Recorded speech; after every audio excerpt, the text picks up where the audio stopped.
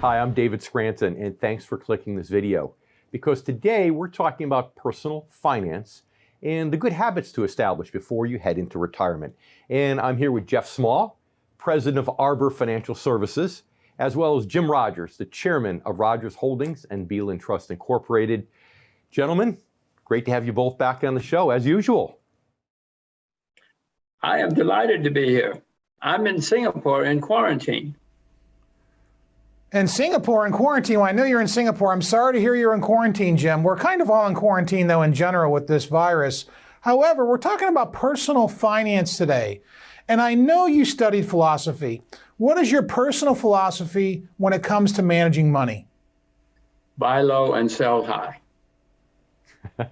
That's a pretty easy one. You can give us... Oh, I know it sounds easy, David, but it is not easy. It sounds so easy and it sounds so wonderful. And you see people on TV and you say, I could do that. I could have bought Apple. Ha.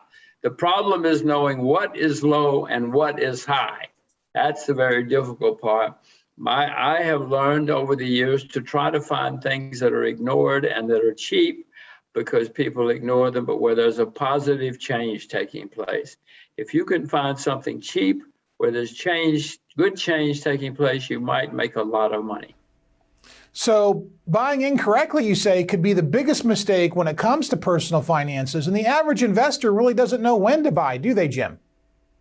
The average investor should not do anything until he or she knows a lot about something. Don't listen to hot tips. Everybody wants a hot tip, David. Everybody wants to be rich this week.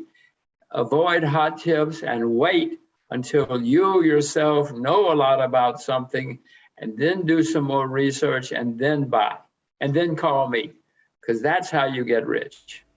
Well, the average investor is generally trying to get rich, Jim, and so I think that focus really undermines the potential to be successful in retirement or to achieve the retirement goals, don't you think? If you want to listen to hot tips and jump in and out all the time, you're never going to be successful and you're never going to be rich, and you're going to be working the rest of your life. So Jim, Jeff here. Hey, listen, China is starting to slow down. And so I think the markets globally over there have underestimated the scale of growth on a potential slowdown. Do you think that's going to happen in the United States with all the stimulus that we've had, that we're underestimating the scale of potential slowdown when the stimulus ends? Well, we've had the longest bull market in American history. In fact, one of the longest bull markets in any history. So it's going to end someday.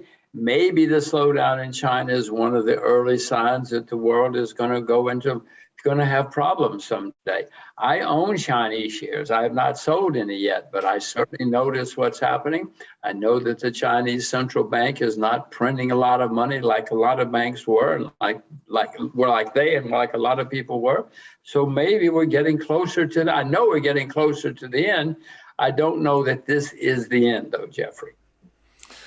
Well, that's very interesting, because I've heard a lot of very interesting commentary recently about how to reevaluate the market. But when you look at things like the Buffett indicator or the CAPE index, they're off the charts, Jim. I mean, they just seem completely unrealistic. How can the market march higher from here? Well, next year's earnings beat 2021's in the United States, I guess, is the ultimate question. You are exactly right that all of the signs are there. We've seen this movie before. Stocks at areas where normally and historically they should be sold, and maybe they should be. But Jeffrey, what I suspect is that if they start going down, the Federal Reserve, the central bank, is going to panic and print even more money. And so there's going to be one more move up. Now, I'm not good market timing, but I would suspect that the Fed, because they want to keep their jobs, are going to keep this going as long as they can.